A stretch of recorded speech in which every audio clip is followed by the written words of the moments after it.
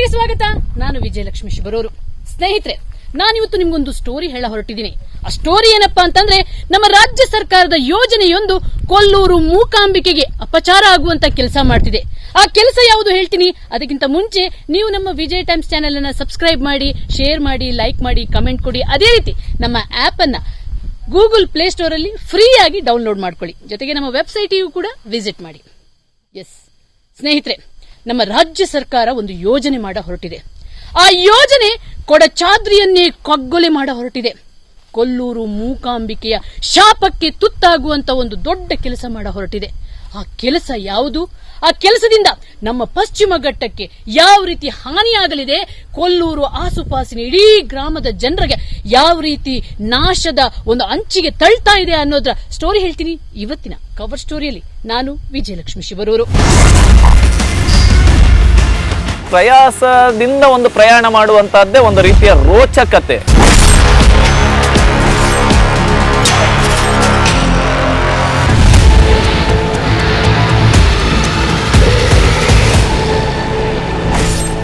ಈ ಬಾರಿ Vijay times cover story ತಂಡ ನಿಮಗೊಂದು ಥ್ರಿಲ್ಲಿಂಗ್ ಸ್ಟೋರಿ ಹೊತ್ತು ತಂದಿದೆ.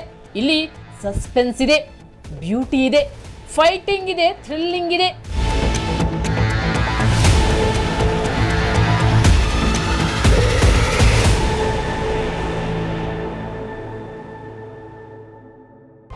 ಎಸ್, ವಿಜಯ್ ಟೈಮ್ಸ್ ತಂಡ ಸಾಹಸಯಾನದ ಮೂಲಕ ಸತ್ಯ ಶೋಧನೆಗೆ ಹೊರಟಿದೆ.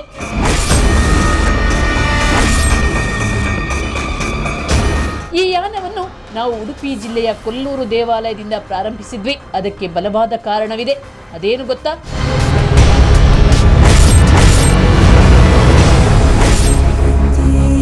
ಮಡಿಕೇರಿಯನ್ನ ನೀವು ತೆಗೆದುಕೊಳ್ಳಿ. ಅಲ್ಲಿ ಏನಾಯಿತು ಅಂತೇಳಿ ಹೇಳುವಂಥದ್ದೆಲ್ಲ ದೃಷ್ಟಾಂತ ಇದೆ. ಈ ಸಲದಲ್ಲಿಯೇ ಒಂದು 5 ಜನ ಬ್ರಾಹ್ಮಣರ ಮನೆಯವರು ಕೊಚ್ಚಿ ಹೋದರು. ಕೊಡಗಿನ ಬುಡಕ್ಕೆ ನಾವು ಕೊಡಲಿ ಏಟನ್ನು ಹಾಕಿರುವಂಥದ್ದೇ ನಮ್ಮ ಸಮಾಧಿಯ ಮೊದಲ ಮೈಲಿಗಲ್ಲಾಗಿದೆ. ಹಾಗಾಗಿ ಈ ಕೊಡಚಾದ್ರಿಯ ಬುಡಕ್ಕೆ ಇದರ ನೆತ್ತಿಯ ಮೇಲೆ ನಾವು ಏನಾದರೂ ರೋಪ್ವೇ ಅಂತ ಒಂದು ಕಾಮಗಾರಿಯನ್ನು ನಾವು ಆರಂಭ ಮಾಡಿದರೆ, ನಾಳೆ ಆ ಕೊಡಚಾದ್ರಿ ಏನಾದರೂ ಕುಸಿಯಿತು ಅಂತೇಳಿ ಹೇಳಿದರೆ, ಅದರ ಬುಡದಲ್ಲಿ ಸಾವಿರಾರು ಜನ ಇದ್ದಾರೆ. ಅದರ ಬುಡದಲ್ಲಿ ಇರುವಂಥದ್ದು ಕೊಲ್ಲೂರು. ಅಂತಹ ಕೊಲ್ಲೂರು ನಾಳೆ ಏನಾಗುತ್ತದೆ ಅಂತೇಳಿ ಹೇಳುವುದನ್ನು ಚಿಂತನೆ ಮಾಡಬೇಕು. ಇವತ್ತು ವೈಜ್ಞಾನಿಕವಾಗಿ ತುಂಬ ನಾವು ಅಭಿವೃದ್ಧಿ ಹೊಂದಿದ್ದೇವೆ, ಪರ್ವತ ಕುಸಿಯುವುದಿಲ್ಲ ಅಂತೇಳಿ ಹೇಳತಕ್ಕಂಥ ಸಬೂಬುಗಳನ್ನು, ಸಮಂಜಸಗಳನ್ನು, ಸ್ಪಷ್ಟೀಕರಣಗಳನ್ನು ಕೊಡ್ತಾರೆ.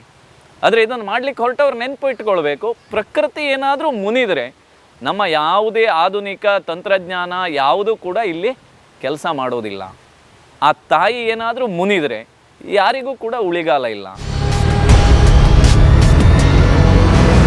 ಕರ್ನಾಟಕ ಸರ್ಕಾರ ಪಶ್ಚಿಮ ಘಟ್ಟದ ಮುಕುಟಮಣಿ ಕೊಡಚಾದ್ರಿಯನ್ನು ಕಗ್ಗೊಲೆ ಮಾಡಿ ಕರಾವಳಿ ಮಂದಿಯ ಮರಣ ಶಾಸನ ಬರೆಯ ಹೊರಟಿದೆ. ಇದಕ್ಕೆ ಸ್ಥಳೀಯರಿಂದ ಭಾರಿ ವಿರೋಧ ಪ್ರಾರಂಭ ಆಗಿದೆ. ಕಾಡು ನಾಶ ಆಗ್ತದೆ. ಮತ್ತೆ ಇಲ್ಲಿನ ಅಳಿವಿನಂಚಿನಲ್ಲಿರುವ ಕಾಡು ಕೋಣ, ಆಮೇಲೆ ಪಕ್ಷಿಗಳು, ಇಲ್ಲಿನ ಪಕ್ಷಿಗಳ ನಶಿಸಿ ಹೋಗ್ತದೆ. ಮತ್ತೆ ಆಯುರ್ವೇದಿಕ್ ಮೆಡಿಸಿನ್ ಸಿಗ್ತದೆ. 108 ಆಯುರ್ವೇದಿಕ್ ಮೆಡಿಸಿನ್ ಇದೆ ಇಲ್ಲಿ. ಅದನ್ನ ರೋಪೆ ಅಂದ್ರೆ ಅದು ಖಾಲಿ ಇದು ಮಾತ್ರ ಮಾಡ್ತಾ ಇಲ್ಲ. ಇಲ್ಲಿನ ಮ್ಯಾಗ್ನೆಟಿಕ್ ಪವರ್ ಜಾಸ್ತಿ.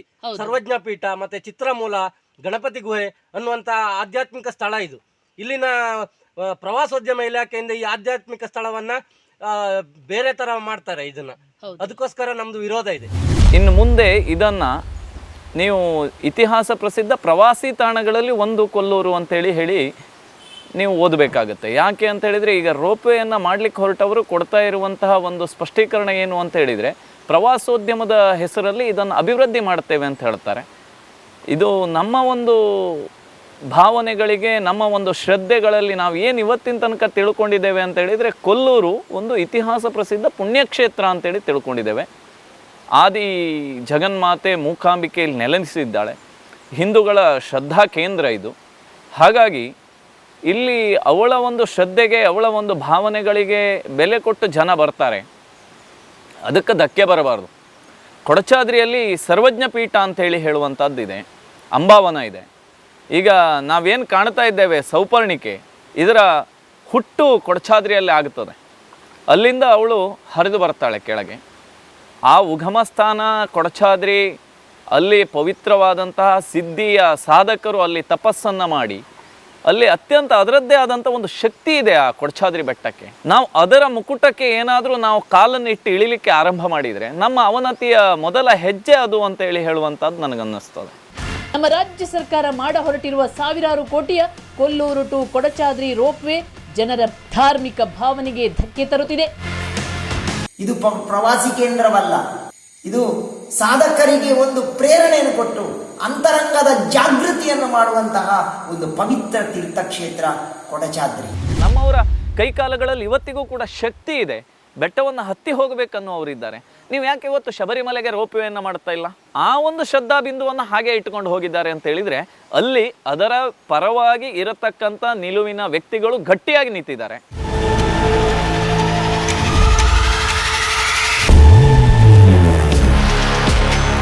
ಕೊಲ್ಲೂರು ದೇವಿ ಶಾಪಕ್ಕೆ ತುತ್ತಾಗೋ ಕೃತ್ಯವಿದು. ರಾಜ್ಯ ಸರ್ಕಾರ ಕೊಲ್ಲೂರು ಕ್ಷೇತ್ರದ ಅಭಿವೃದ್ಧಿಯನ್ನು ನಿರ್ಲಕ್ಷಿಸಿ ಸಾವಿರ ಕೋಟಿಯ ಈ ಯೋಜನೆ ಮಾಡ ಹೊರಟಿದ್ದೇಕೆ ಅನ್ನೋದು ಭಕ್ತರ ಪ್ರಶ್ನೆ.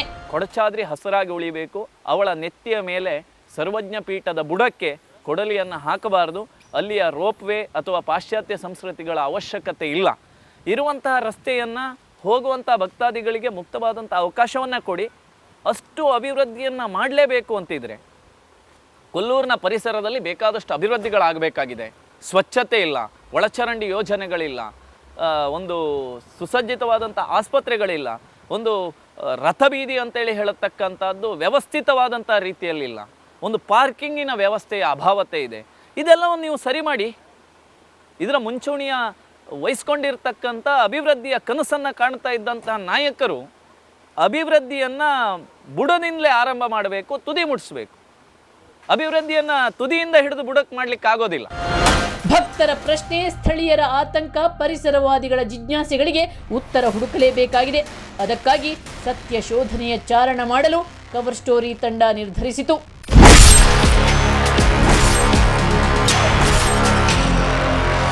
ಕೊಡಚಾದ್ರಿಯ ದುರ್ಗಮ ಹಾದಿಯಲ್ಲಿ ಚಾರಣ ಮಾಡಲು ನಾವು ಜೀಪು ಹತ್ತಿಯೇ ಬಿಟ್ವಿ.